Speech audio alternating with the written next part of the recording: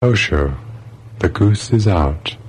Responses to disciples' questions given at the Osho Commune International, Pune, India. Discourse number 1.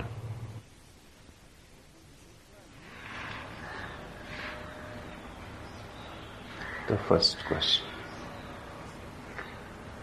Bhagwan,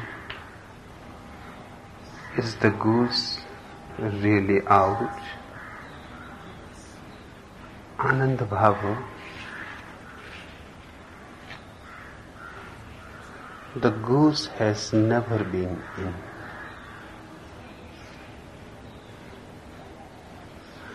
The goose has always been out. It is a Zen koan. First you have to understand the meaning of Zen and the meaning of a koan. Zen is not a religion, not a dogma, not a creed. Zen is not even a quest, an inquiry. It is non-philosophical.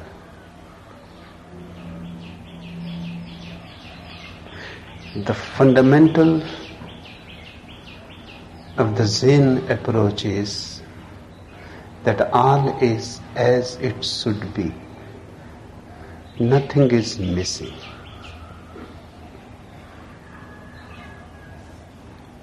This very moment, everything is perfect. The goal is not somewhere else. It is here. It is now. Tomorrows don't exist. This very moment is the only reality. Hence, in Zen, there is no distinction between methods and goals, means and goals.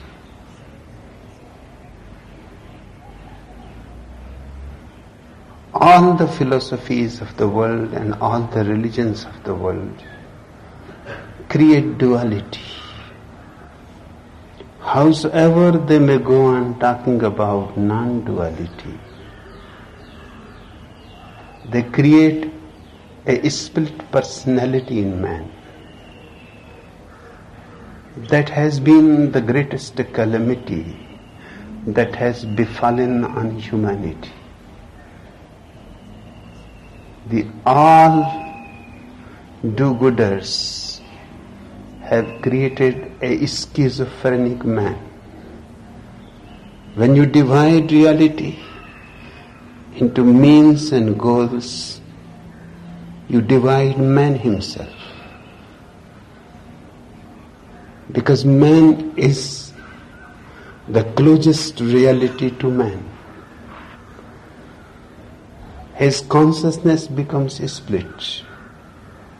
He lives here, but not really. He is always there, somewhere else. He is always searching, always inquiring, never living, never being, always doing, getting richer, getting powerful, getting spiritual, getting holier, saintly, always more and more. And this constant hankering for the more creates his tense, anguished state. And meanwhile he is missing all that is made available by existence. He is interested in the far away, and God is close by. His eyes are focused on the stars, and God is within him. Hence, the most fundamental thing about Zen to understand is the goose has never been in. Let me tell you the story how this koan started. A great philosophical official, Rico, once asked the strange Zen master, Nansen, to explain to him the old koan of the goose in the bottle. If a man puts a gooseling into a bottle, said Rico, and feeds him until he is full grown, how can the man get the goose out without killing it or breaking the bottle?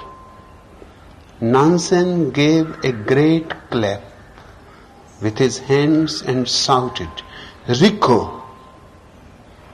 "Yes, master," said the official with a start. "See," said Nansen, "the goose is out." It is only a question of seeing. It is only a question of becoming alert, awake. It is only a question of waking up. The goose is in the bottle if you are in a dream. The goose has never been in the bottle if you are awake. And in the dream there is no way to take the goose out of the bottle. Either the goose will die or the bottle will have to be broken. And both the alternatives are not allowed. Neither the bottle has to be broken nor the goose has to be killed. Now a fully grown-up goose in a small bottle. How can you take it out? This is called a koan. A koan is not an ordinary puzzle. It is not a puzzle because it cannot be solved. A puzzle is that has a possibility of being solved. You have just to look for the right answer. You will find it. It needs only intelligence to find the answer for the puzzle. But the puzzle is not really insoluble. Koan is insoluble.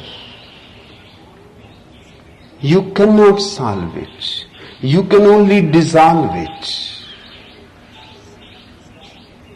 And the way to dissolve it is to change the very plane of your being from the dream to wakefulness. In the dream, the goose is in the bottle, and there is no way to bring it out of the bottle without breaking the bottle or killing the goose in the dream. Hence, as far as the dream is concerned, the puzzle is impossible. Nothing can be done about it.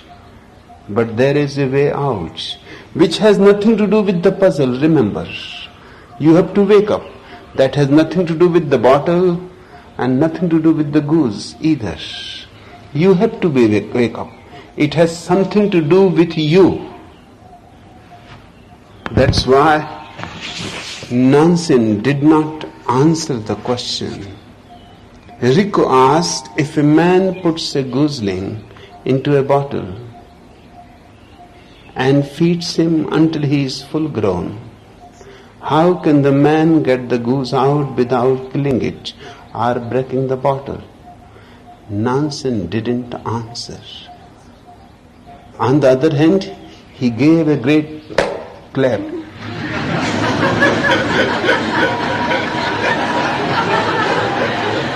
With his hands and shouted, Rico! Now this is not an answer to the question.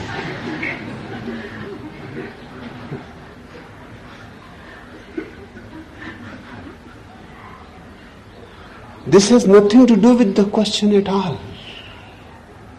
Irrelevant, inconsistent, but it solves it. In fact, it dissolves it. The moment he shouted Rico, the official with a start said, yes, master.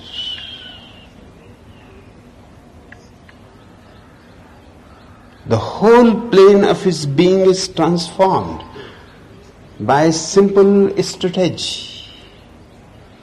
A master is not a teacher. He does not teach you. He simply devises methods to wake you up. That clap is a method. That clap simply brought Rico into the present.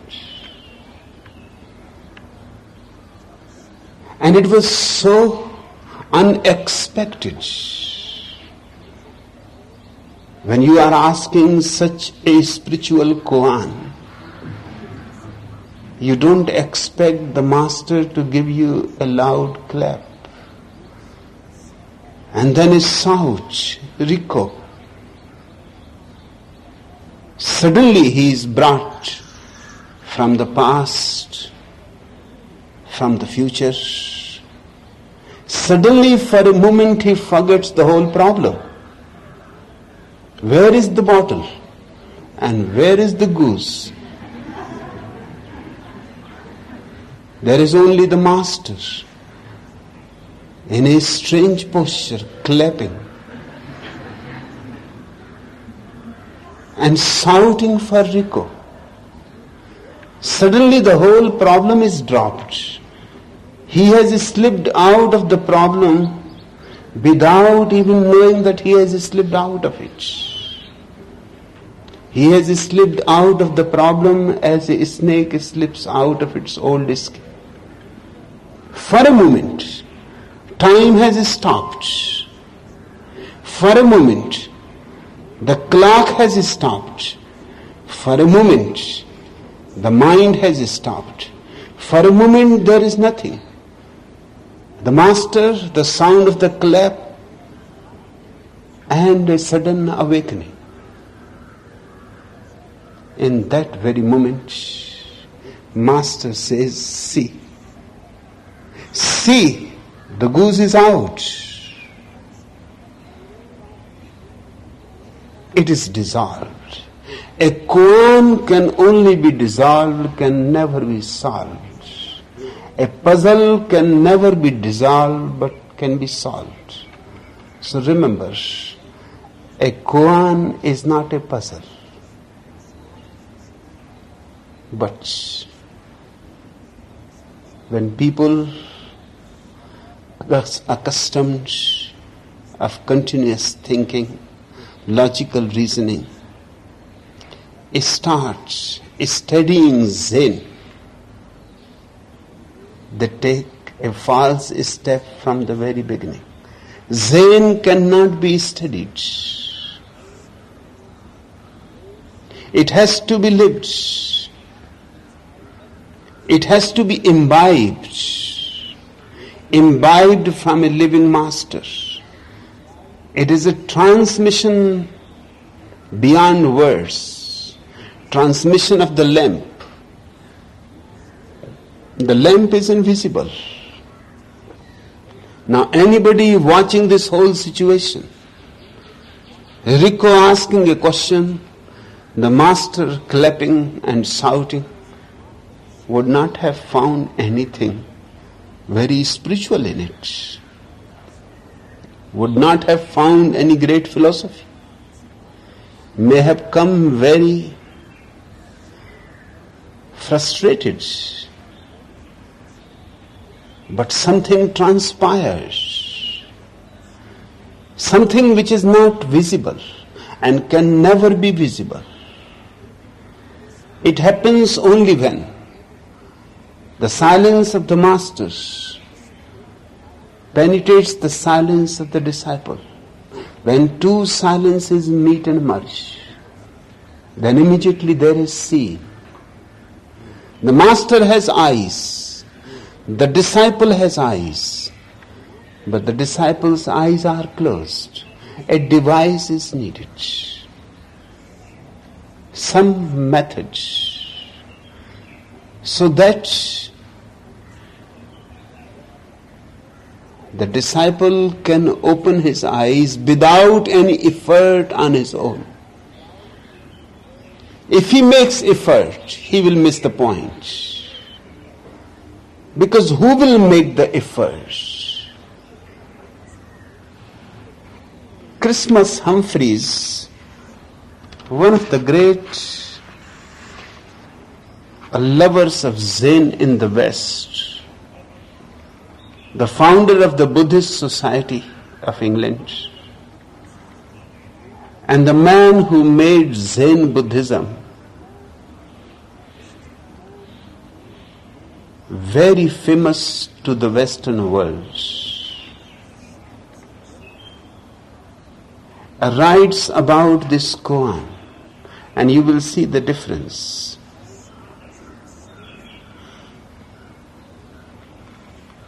He says there is a method of taking the problem in flank, as it were. It will be nonsense to the rational minded, but such will read no further. Those who read on will expect increasing nonsense, for since the suburban villas of rational thought will soon be left behind, and the mind will be free on the illimitable hills of its own inherent joy. Here then is the real solution to the problem of the opposites. Shall I tell it you? Consider a live goose in a bottle. How to get it out without hurting the goose or breaking the bottle? The answer is simple. There, it is out. Now the whole point is lost. It becomes philosophical. First, Christmas Humphreys thinks Zen is part of Buddhism. That is the beginning with a wrong door, with a wrong step. Zen has nothing to do with Buddhism. It certainly has something to do with the Buddha, but nothing to do with Buddhism as such.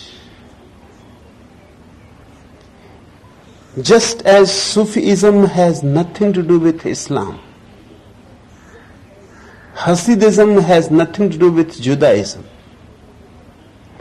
Tantra has nothing to do with Hinduism. Yes, certainly. Tantra has something to do with Shiva. And Sufism has something to do with Muhammad. And Hasidism has something to do with Moses.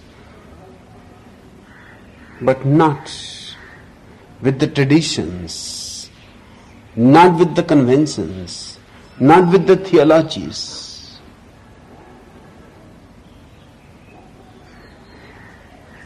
A Moses alive,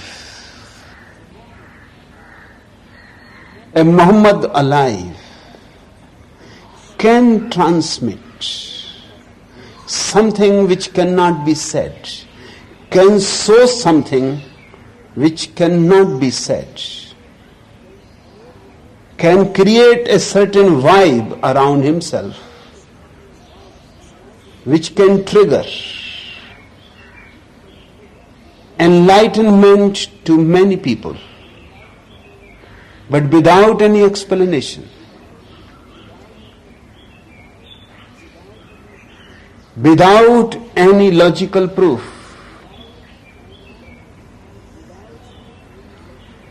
Enlightenment is almost like a love affair.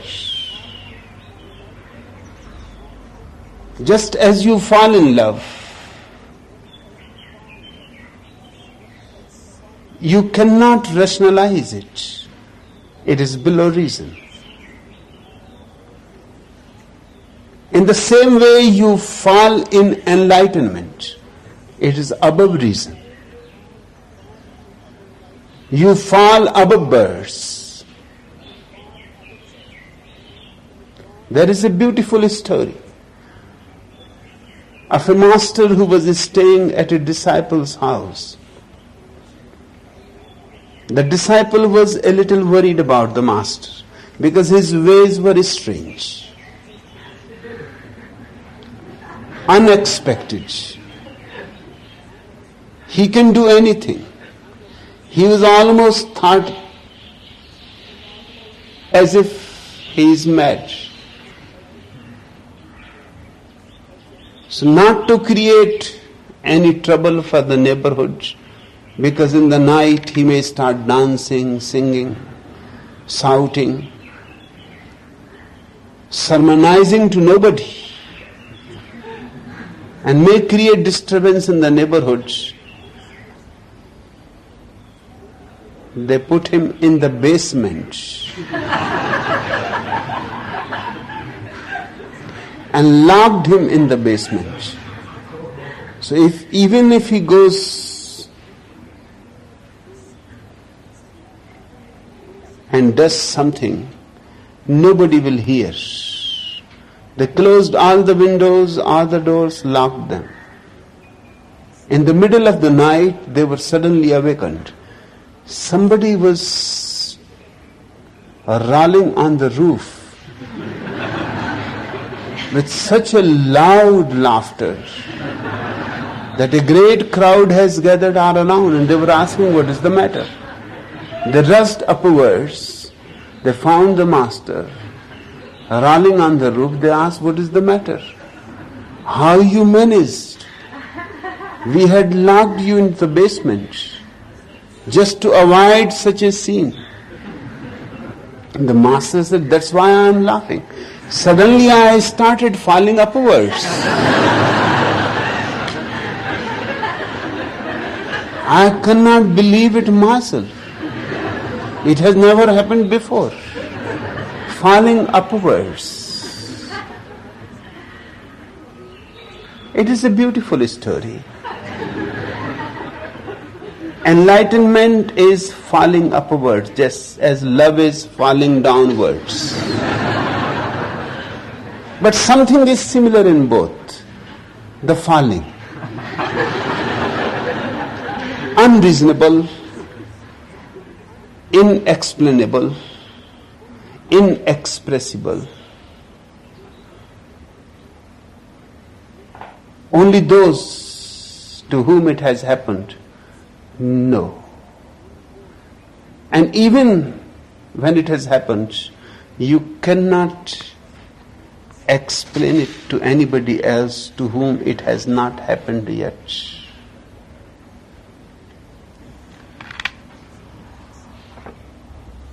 Christmas Humphreys calls Zen Buddhism. That is starting from the very beginning in a wrong direction. Zen is not Buddhism. The essential core of the heart of Buddha, certainly. But it is the essential core of Moses too. Essential core of Zarathustra too. Lao Tzu too. It is the essential core of all those who have become enlightened, of all those who have become awakened from their dream, of all those who have seen that the goose is out, that the goose has never been in, that the problem in the first place was not a problem at all, hence is needed no solution.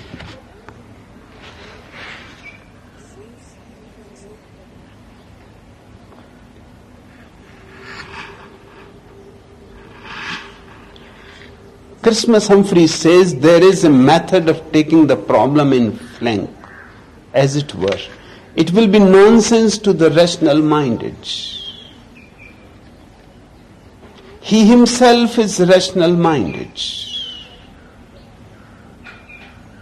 Otherwise it is not nonsense. Nonsense is something below sense. Zen is suprasense, not nonsense. It is above sense. It is something far beyond the reaches of reason. Logic is a very ordinary game. Anybody who has a little intelligence can play the game.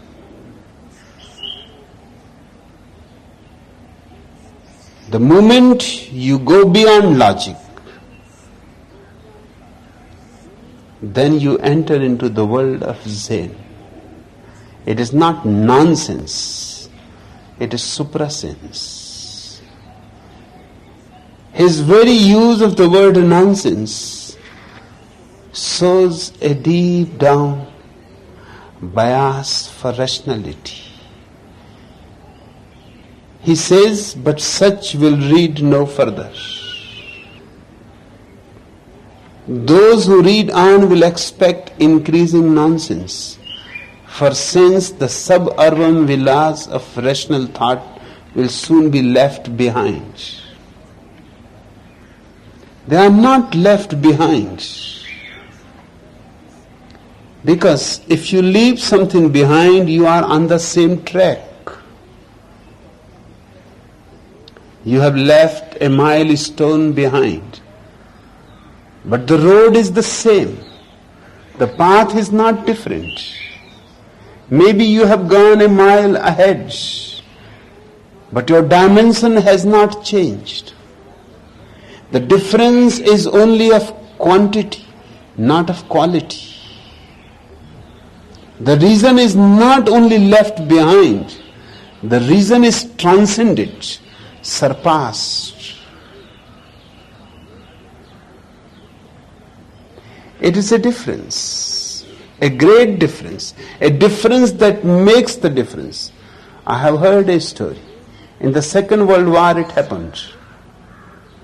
In a thick, primitive tribe of Burma, a small aeroplane was left by the army because they could not manage, for some mechanical reason, to take it with themselves, and they were in a hurry. They were retracing back. The primitives found the plane. They could not understand what it is. They figured out it must be some kind of bullock cart.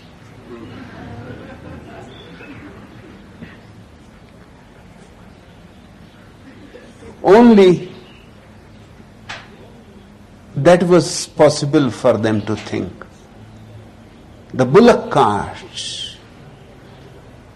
was the ultimate vehicle in their vision. So they started using the plane as a bullock cart. And they enjoyed it. It was the best bullock cart they have found. Then somebody was passing by, a man who lived a little further away from the primitive tribe, but was part of the tribe. He had come to experience cars, trucks, buses. He said, this is not a bullock cart, this is a car. And I know something about cars. So he fixed it. And they were immensely amazed that without the horses, without the bulls, and the machine was working. It was such a toy. They enjoyed every morning, every evening, just watching it again and again from all sides, entering into it, sitting into it, just because there were not many roads. But even few feet was a great excitement. Then one day, a pilot passed by the primitive forest and he said, what are you doing? This is an aeroplane. It can fly. He took two primitives with him. And when they left the ground, they could not believe. This was absolutely beyond their imagination, beyond all their dreams. They used to think only gods can fly. They have heard stories about gods flying in the sky. Yes, they had seen aeroplanes in the sky, but they had always believed they belonged to gods.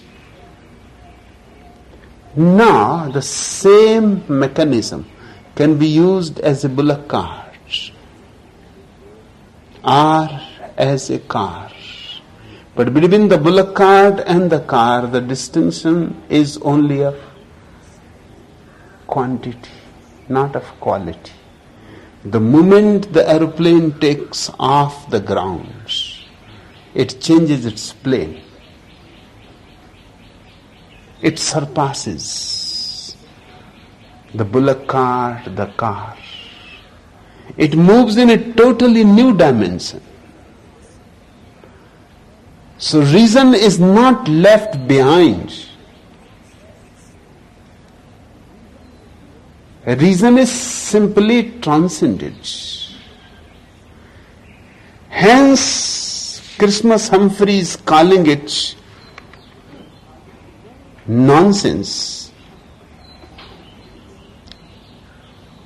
irrational, or thinking that the reason has been left behind is still thinking in terms of rationality. He says, and the mind will be free. Now that is absolutely stupid. Mind will not be free. When you enter into the world of Zen, there is no mind. Zen is equivalent to no mind. It is not the freedom of mind, it is freedom from the mind. And there is a lot of difference. Unbridgeable difference. Mind is not free. You are free of the mind. Mind is no more there, free or unfree. Mind has simply ceased. You have entered a new door which was always available to you, but you have never knocked on it. The door of being, the door of eternity. Zen, the very word Zen comes from the Sanskrit root dhyana.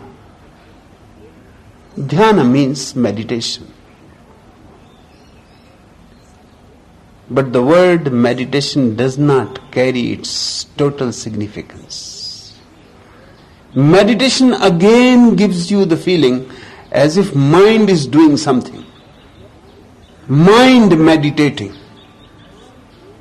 concentrating, contemplating, but mind is there. Dhyan simply means a state of no mind, no concentration, no contemplation, no meditation in fact, but just a silence, a deep, profound silence where all thoughts have disappeared, where there is no ripple in the lake of consciousness. When the consciousness is functioning just like a mirror, reflecting all that is. The stars, the trees, the birds, the people, all that is, simply reflecting it. Without any distortion, without any interpretation, without bringing your prejudices. That's what your mind is. Your prejudices, your ideologies, your dogmas, your habits.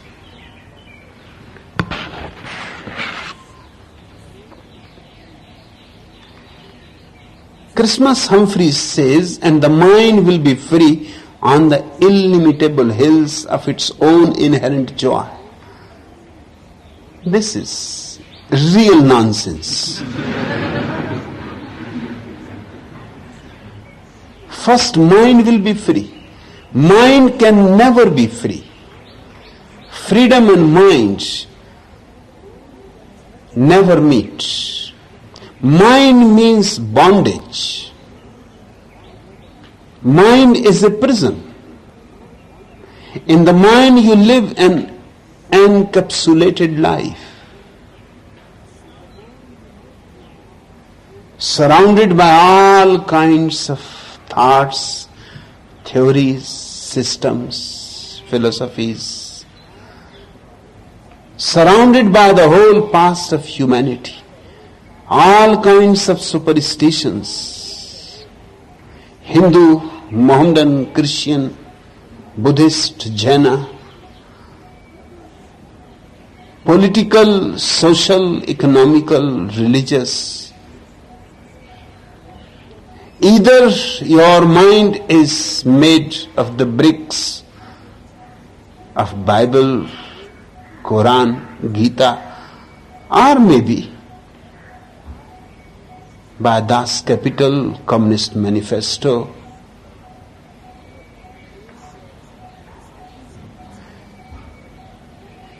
You may have made your prison differently than others. You may have chosen a different architect, but the prison is the same. The architect can be Sigmund Freud, Karl Marx, Albert Einstein.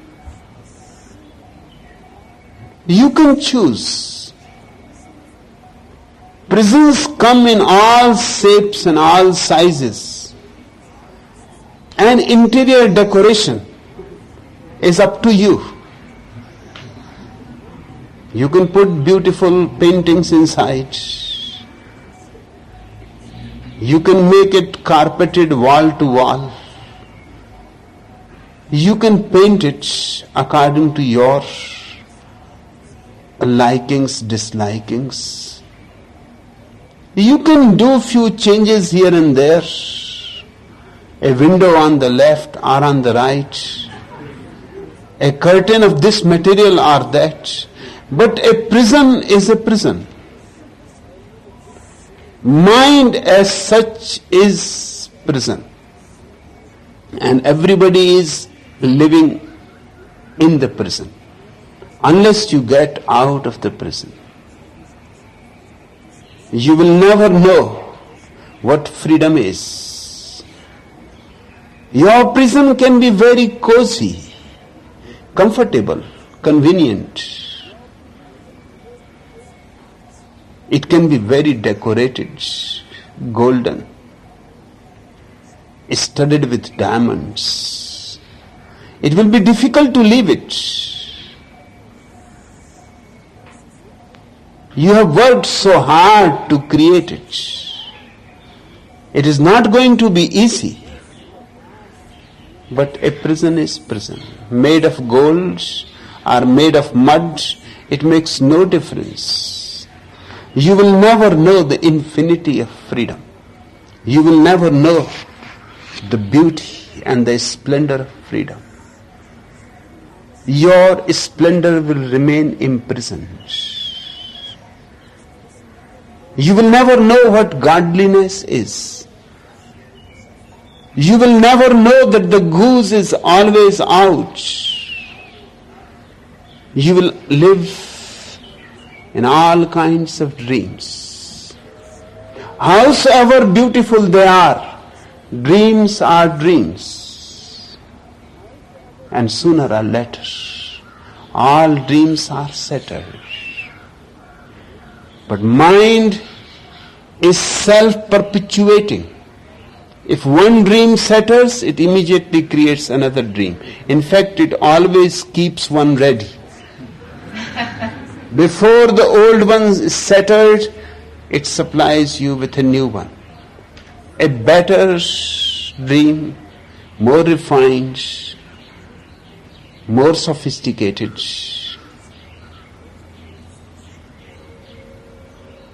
more scientific, more technological, and again you are infatuated. Again the desire arises, why not try it? Maybe other dreams have failed. That does not mean necessarily that all dreams will fail. One may succeed. That hope goes on lingering. That hope keeps you running after dreams.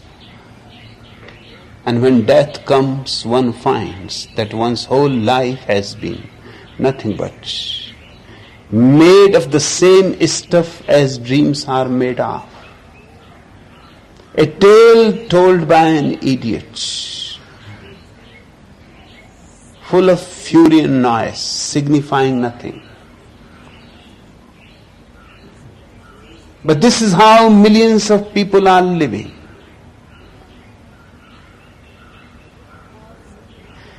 Christmas Humphreys says, and the mind will be free on the illimitable hills of its own inherent joy. That shows that he never understood even a single dewdrop of Zen experience. He became the propagator of Zen philosophy in the West, but not knowing what he is doing, not experiencing anything of what he was talking about.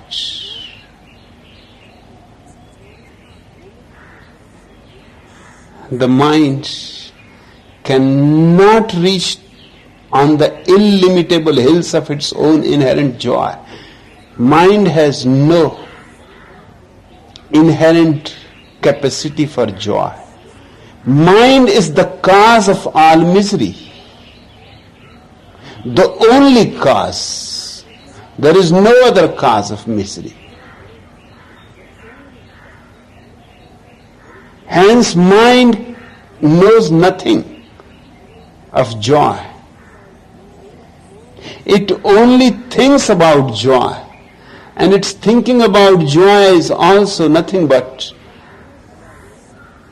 an imagination against the suffering in which it lives. If you ask the mind to define joy, its definition will be negative. It will simply say there will be no suffering. There will be no pain. There will be no death.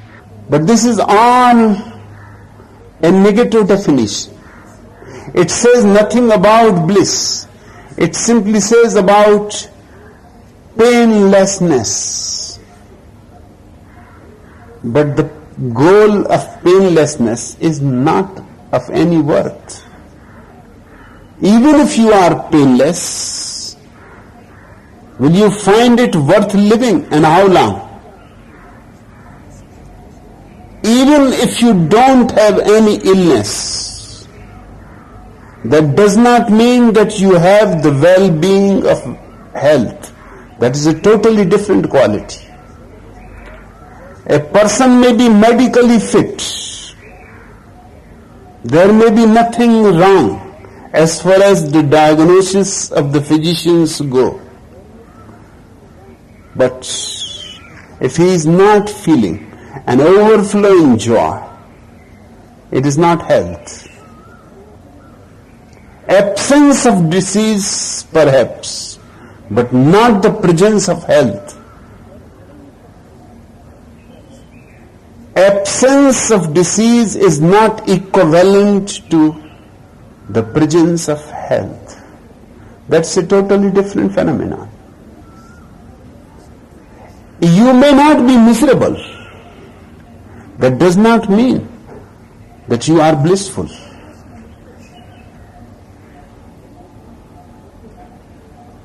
You may be simply in a limbo, neither blissful nor miserable, which is a far worse situation than being miserable.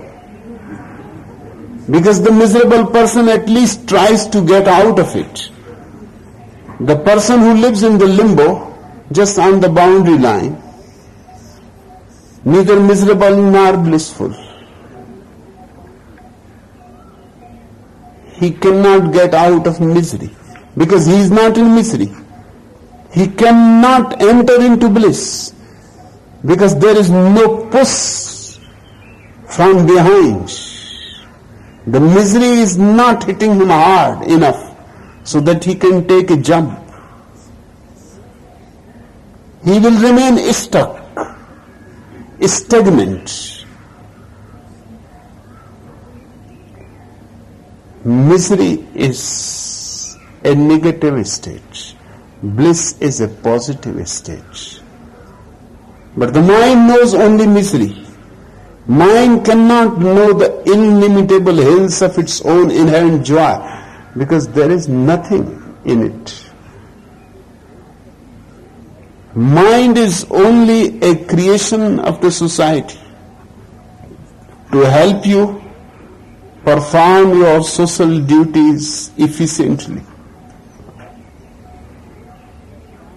Mind is a strategy by the establishment to manipulate you, to enslave you, to keep you as unintelligent as possible. Because the intelligent person is dangerous. In the whole Bible, there is not a single statement praising intelligence. It is full of all kinds of rubbish, but not a single statement in praise of intelligence. Superstition is praised, belief is praised, all kinds of stupid things are praised. All the religions, organized religions, have been trying to make man a robot, a machine. And they have succeeded almost. That's why there are so few Buddhas, so few Jesuses. The reason is simple. The societies, factories, state, church, nation, they are all in a deep conspiracy to destroy a small child who is very vulnerable, delicate, and helpless. you can destroy. And the basic strategy for destruction is to create a mind, impose a mind on him, so that he forgets his innermost qualities of joy. He forgets the innocence that he had brought from the sources of existence, so that he forgets all that is beautiful and becomes only a cog in the wheel of the society. He has to be a good servant, he has to be a good mechanic, he has to be a good station master, a good professor, this and that, but he has not to be a divine being. He has not to function blissfully. The society is very much afraid of the blissful people. For the simple reason, because bliss is such a tremendous experience that one can sacrifice one's life for it, but one cannot sacrifice one's bliss for anything else. One lives for bliss, one dies for bliss, once one has known what bliss is. Hence the blissful person becomes absolutely beyond the imprisoning forces of the society. The society can rule only the miserable. The church can exploit only the miserable. And Christmas Humphrey says, here then is the real solution to the problem of the opposites. There is no problem of the opposites. Opposites are not opposites. They are complementaries. Hence there is no problem as such. The darkness and the light are one phenomenon, two aspects of the same coin. Life and death are inseparable. You cannot separate them. How can you put them as opposites?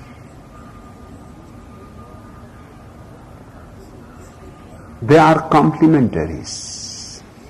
They help each other.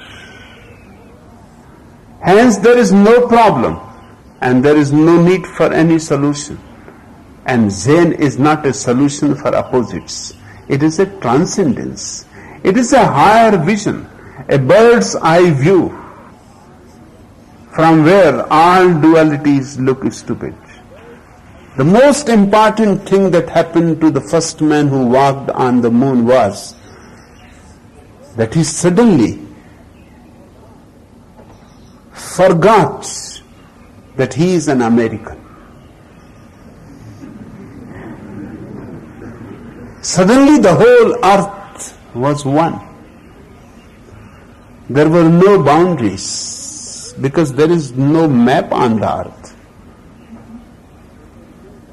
The American continent, the African continent, the Asian continent, this country and that country all disappeared. Not that he made any effort to put all the opposing camps together. Even there was no Soviet Russia and no America. Just the whole earth was simply one.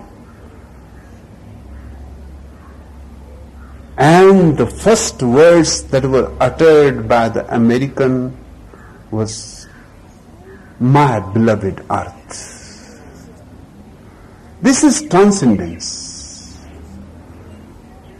For a moment he has forgotten all conditionings.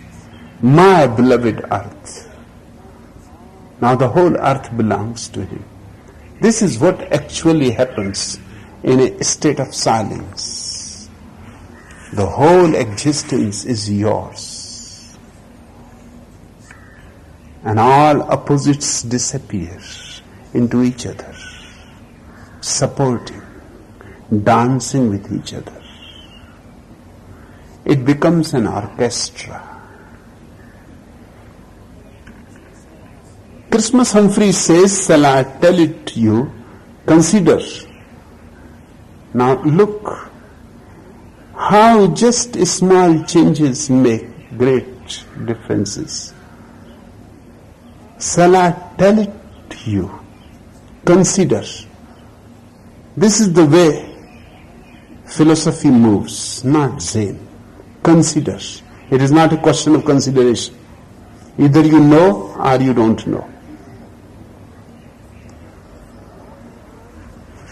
The Master Nansen has not said, consider, now I will give you a great clap. Consider, now I will shout Rico.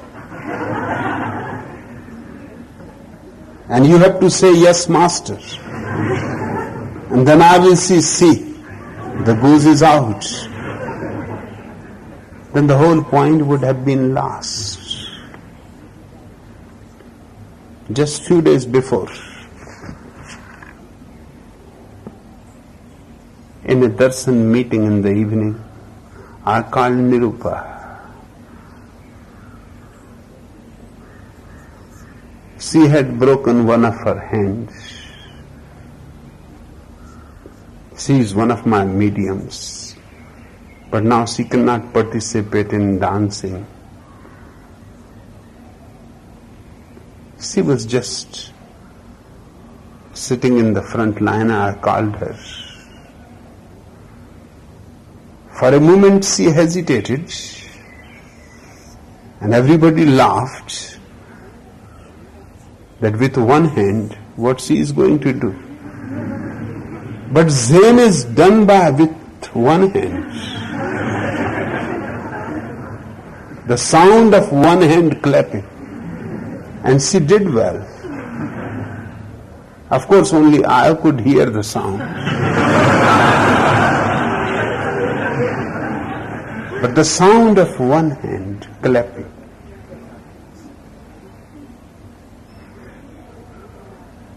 Even when you are making a sound by two-hand clapping, the energy is one.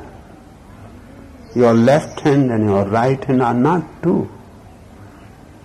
They are joined in you. They are not opposites. They are complementary.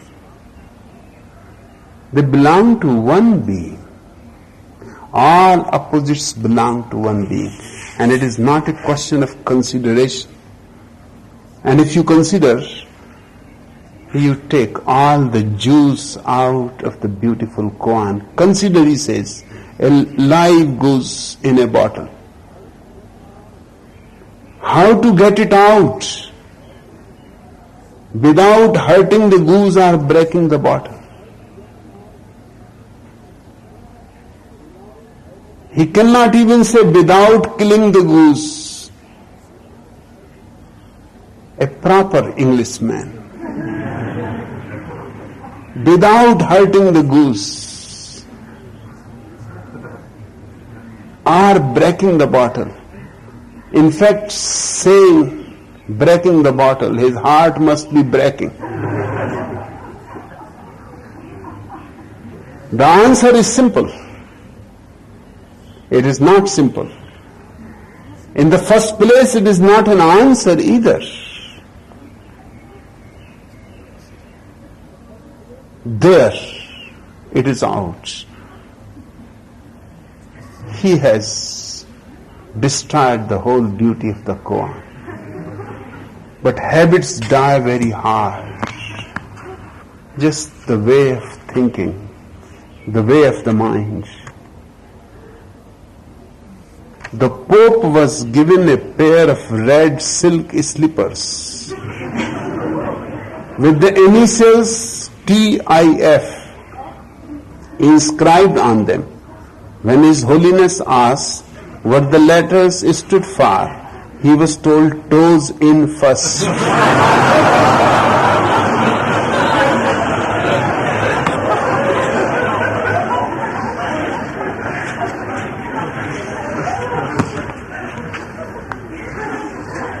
Anand Bhavo, you asked me, Bhagwan, is the goose really out? It has always been out. It has never been in. It is only a question of dream. Wake up.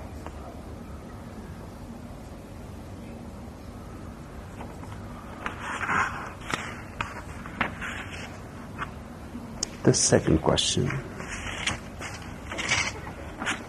Bhagwan, in the West, I am a student of philosophy. Is there any love or wisdom in philosophy? I have not found them yet. Anand Wolfgang.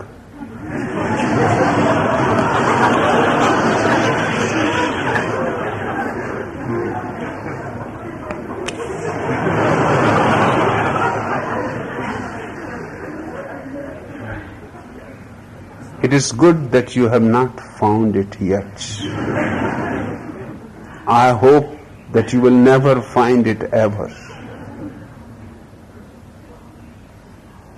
Because Germans tend to find it.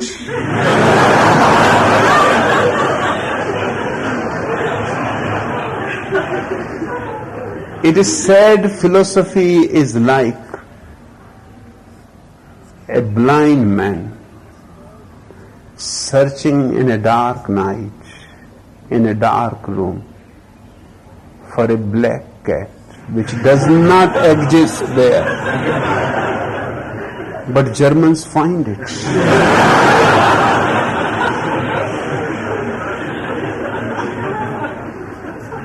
They have given the greatest philosophers to the world.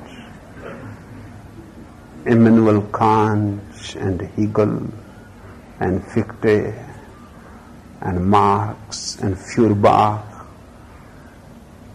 and so on and so forth.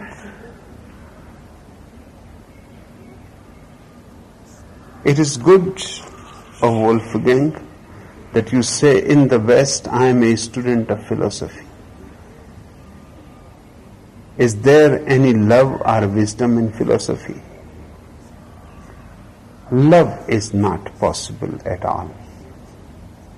Because philosophy means logic. And logic cannot be loving. Logic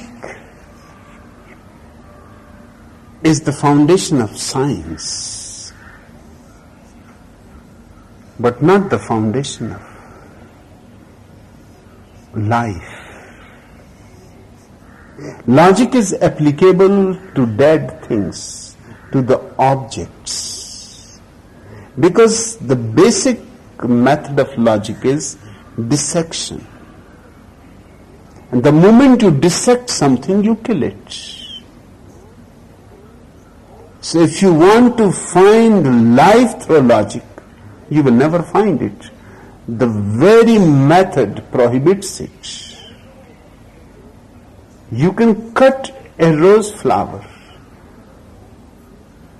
You can dissect it. You can put all the ingredients separately into different bottles, methodically labeled. But one thing will be missing. There will be no beauty to be found and no life to be found, no joy to be found, no dance of the rose flower in the wind, in the rain, in the sun. They all will be gone. There will be few chemicals, but those chemicals are not the rose flower. Those chemicals were simply the situation in which the rose has appeared. They don't constitute the rose. They only constituted the situation for the appearance of the rose. If you take them away, the rose disappears into its invisible world. It is like you can dissect a dancer. Do you think you will find something like dance inside him? You will find bones, you will find all kinds of nasty things. But you will not find a dance. You can cut the throat of a singer.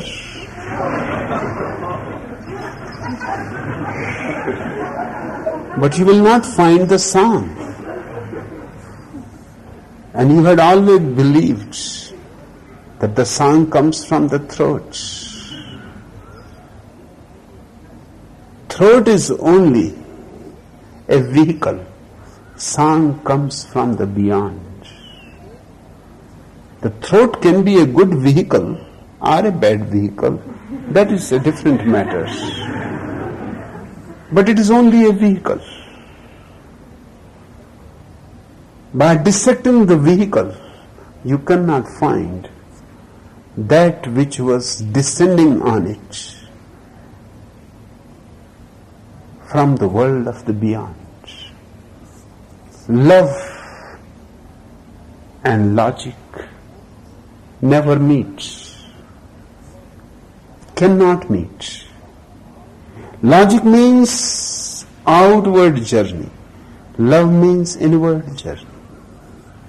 Logic means dissection. Love means finding the organic unity. Love thinks in terms of many, multiple. In fact, scientists should stop calling the universe universe. They should call it multiverse. Universe is a poetic name given by lovers.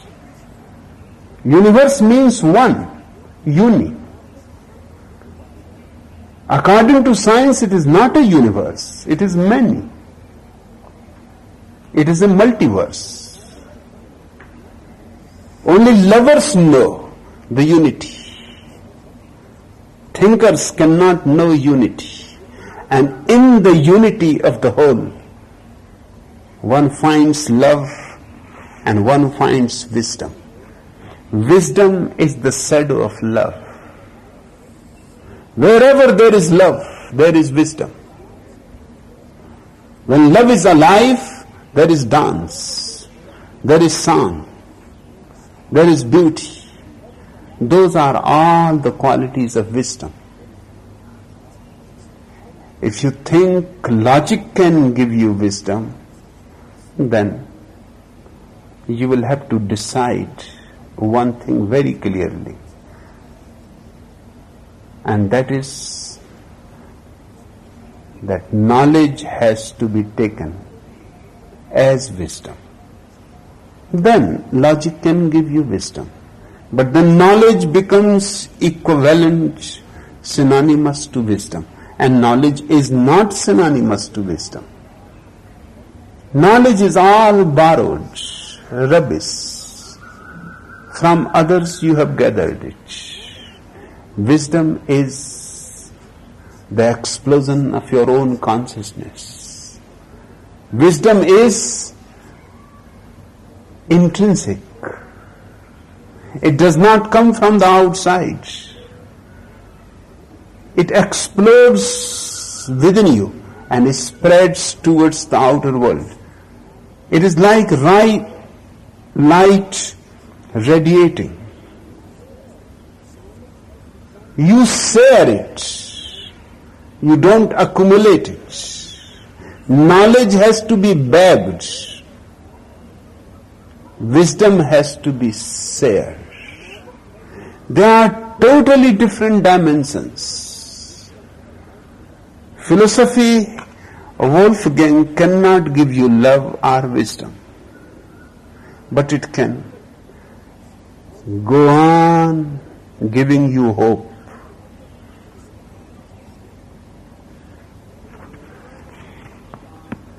If philosophy is the answer, it must have been a silly question. Remember it.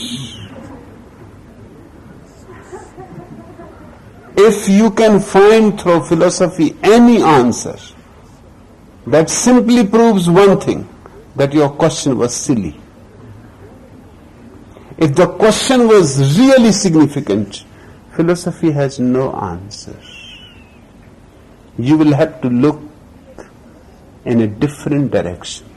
That direction I call Zen.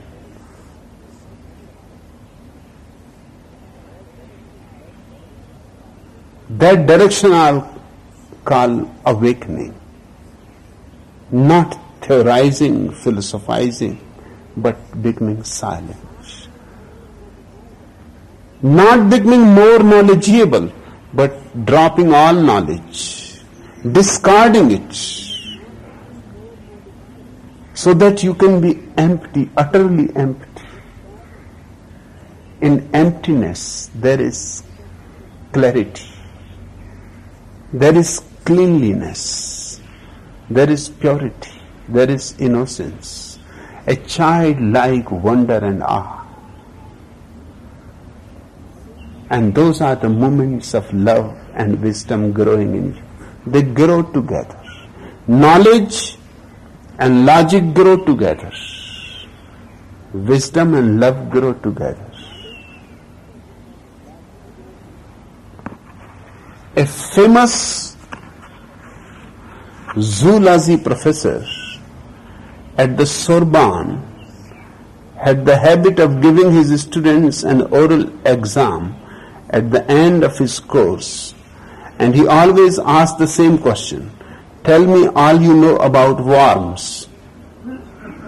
Of course, his students would goof around all semester, and then just before the exam study assiduously all about worms, and they all got very high marks. Finally, the professor became concerned that all his students were doing so well. The time came to give the exam, and meanwhile all the students were studying all about worms. When the first student came for the exam, the professor asked, tell me all you know about elephants. The student was profoundly flustered for a moment. Then he answered, elephants have worm-like tails. Worms are classified. And then he started. Knowledge is always unintelligent. If a question is asked for which you have a ready-made answer, it is good. If a question is asked for which you don't have a ready-made answer, you are in trouble. You are just behaving mechanically. Knowledge is mechanical. And how anything mechanical can help you to be wise. Knowledge is nothing but categorization. Once upon a time, there was a handsome young lion. He was captured in the African jungle and brought to America, where he was put on display in a zoo. This made the lion very unhappy because he preferred the freedom of his wild native land and the companionship of other jungle beasts. But after a time, he became resigned to his fate and made up his mind that if he had to live behind bars, he would be the best zoo lion around. In an adjoining cage, there was another lion, an old and lazy one, with a negative responsibility and no signs of ambition or capability of any kind. He lay all day in the sun, aroused no interest from visitors. In sharp contrast, the young lion paced for hours back and forth in his cage. He acted the true king of beasts, rolling his maned head, snarling and baring his teeth. The crowds loved him. They paid no attention to the indolent old lion asleep in the next cage.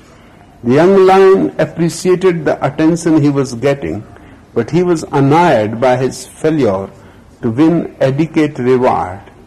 Each afternoon the zookeeper came through the cages to feed the animals. The lazy old lion, who made no effort to please the spectators, was given a big bowl of red horse meat. The young lion, now a star attraction, was given a bowl of chopped up oranges, bananas and nuts. This made him very unhappy. Perhaps he mused, I am not trying hard enough. I will improve the act. So he stuttered longer and more spectacularly. To the snarls and gnashing of teeth, he added frequent roars that shook the bars of his cage. The crowds got bigger. Thousands of citizens came to see his performance, and he was pictured on page 1 in the local newspaper. But the diet did not change. Still the lazy lion got the red meat, and the young lion stayed on a vegetarian diet. Finally he could endure it no longer. He stopped the keeper with a challenge. I am getting sick and tired of this, he complained. Each day you give that no good lazy type next door a big bowl of red meat, and you feed me oranges, bananas and nuts. It is grossly unfair. Why do you think all these people come to the zoo? They come to see me. I am the star attraction, the lion that is doing all the work and the one that gets the results. Why am I not entitled to meat for dinner? The keeper replied, young man, you don't know how lucky you are. The table of organization in the zoo calls for one lion. You are being carried as a monkey.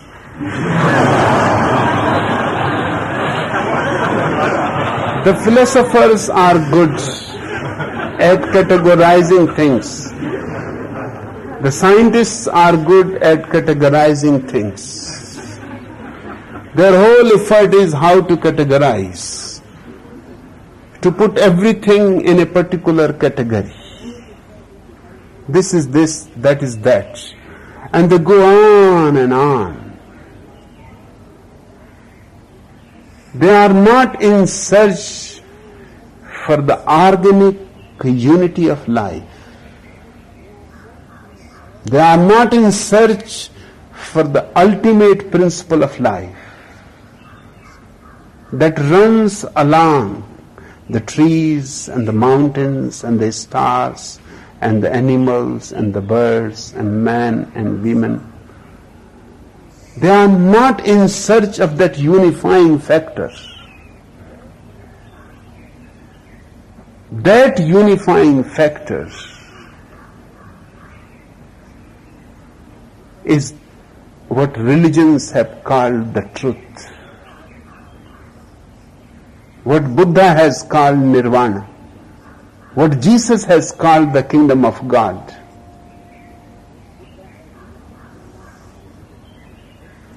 You will not find, Wolfgang, any wisdom, any love in philosophy. Yes, you will find all kinds of beautiful answers. You will find all kinds of parrot-like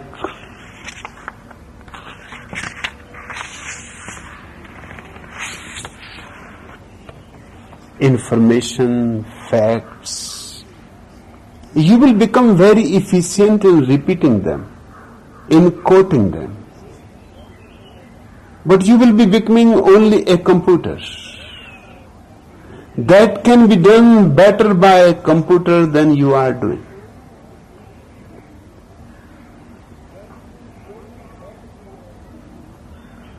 Find out something within you which a computer cannot do, and you would have found the right direction for your innermost being, for your freedom. That is the whole effort of Zen. That's what we are trying to do it here. The computer cannot love. It can say, I love you.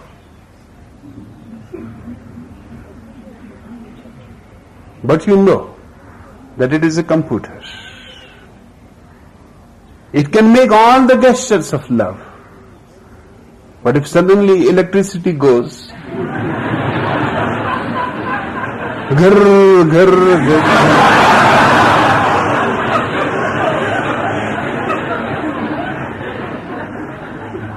or the battery runs out. First you have to replace the battery, then it will say, I love you. But people are foolish, and people are trying all kinds of things to make man more like a robot. Just the other day I was reading this item in a newspaper, mundane mating, Toronto, February 25th. Men and women in future will have robot sexual partners, and erotic technology will offer them their heart's desire, stimulants, aphrodisiacs, and chemical orgasms. Sexologists concluded during a seminar here that men and women will still mate, but during well-defined periods. Some said that women will want the profound and basic experience of pregnancy without giving birth. One sexologist said that sexual relations with robots will help to supplement or enrich fantasy life and contribute to the establishment of a milieu which fosters rather than arrests sexual growth and development. It is going to happen. In a way, it has already happened. For thousands of years, man has making love mechanically. And the so-called Mahatmas, Mahatma Gandhi, and the Polak Pope, and the Mother Teresa, they all say if you make love only for one reason, that is reproduction, then it is not sin. If you make love just for the sheer joy of it, for the sheer fun of it, it is sin. No, reproduction is chemical, biological. Fun is a higher value. No animal knows anything about fun. Have you seen animals making love? Do you see any fun? They don't even say hello to each other. And when they are finished, they don't even say thank you. See you soon. They don't look at each other. They seem to be utterly bored. Look at animals making love. They seem to be utterly bored, as if some biological force is forcing them to do something and they have to do it. Once they are finished, they go on their ways. They will never recognize each other again.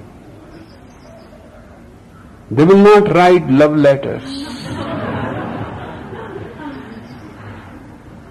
Fun is not animal. Fun is human. And all these Mahatmas go on condemning man for everything animal except reproduction. And reproduction is absolutely animal. All animals reproduce. There is nothing special in it. Only one thing is they don't enjoy it. They don't have any fun in it. They don't have any loving relationship growing out of it. They don't transform the sexual energy. But reproduction is called to be a virtue, and fun is thought to be something absolutely condemnatory. These people have already changed human joy into a robot-like phenomenon. People have been making love to each other in the darkness, under blanket covers. If a Martian comes on the earth, particularly to India, he will not see any sign that anybody is making love. He will be very much puzzled how these people reproduce. His basic inquiry will be here to find out how you reproduce, because he will not see anybody making love. Love is far away. He will not see even people holding hands. I have heard once a couple reached to the Mars, and of course their basic inquiry was because they could not find how people make love there. They tried hard. They did all kinds of things that they were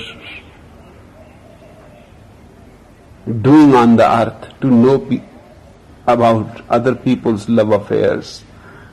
They became peeping toms, but they could not find out anything. Finally, they asked a Martian couple very politely that we have come from the earth. We are on a research tour. We want to know how you make love. They said it is very simple. They opened their fridge, brought 2 jars, started mixing the chemicals in the jars into a 3rd small jar, mixed it well, put it back into the fridge. The couple who was inquiring about love making could not see any love making in it. They said, "What are you doing? Are you preparing coffee or something?"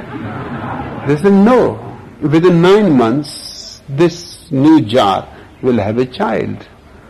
We have mixed all the ingredients needed. This is how we reproduce."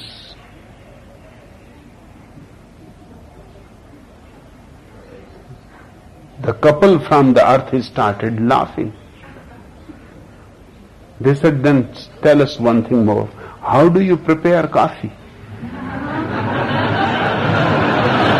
And they both undressed and started making love. And the couple from the earth went into a hysterical laughter. They could not believe what is happening. They are making coffee. The Martians asked, "What are you laughing at? Why are you laughing?" They said, "Because this is the way we reproduce. And you are making coffee. So this is the coffee this morning you had served us."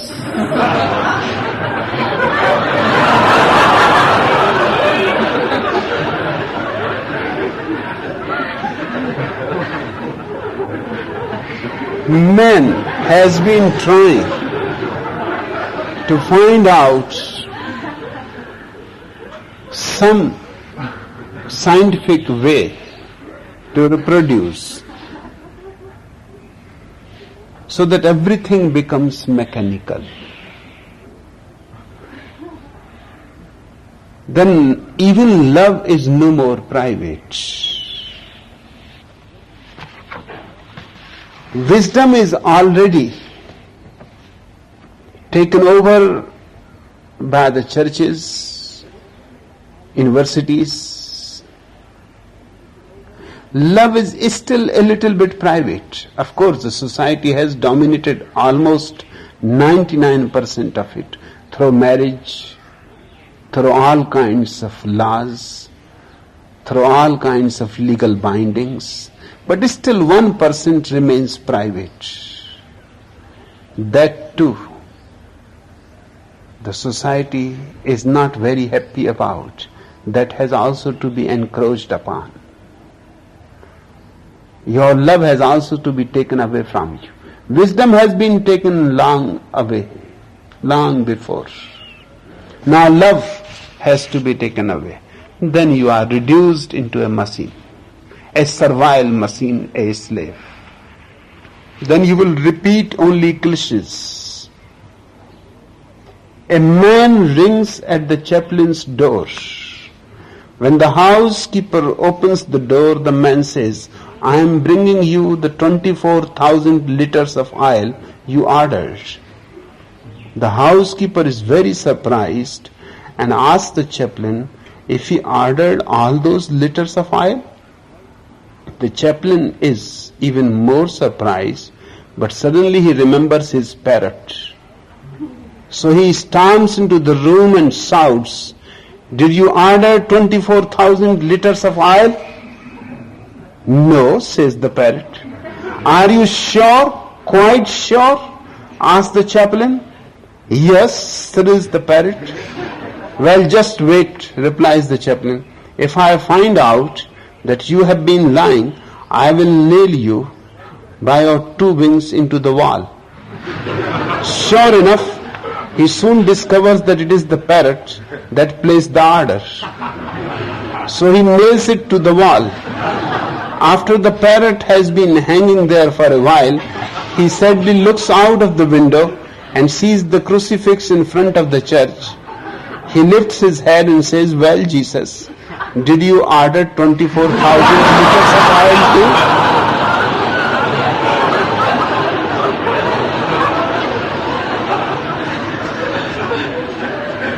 Man has been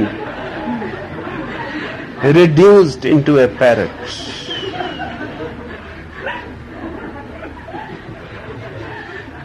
My sannyasins have to come out of all these cages. The cages that philosophy, theology, science, and all other kinds of things have created around you. You have to come out of it all. In toto, not partially, not gradually, not slowly, not tomorrow, but now. At this very moment,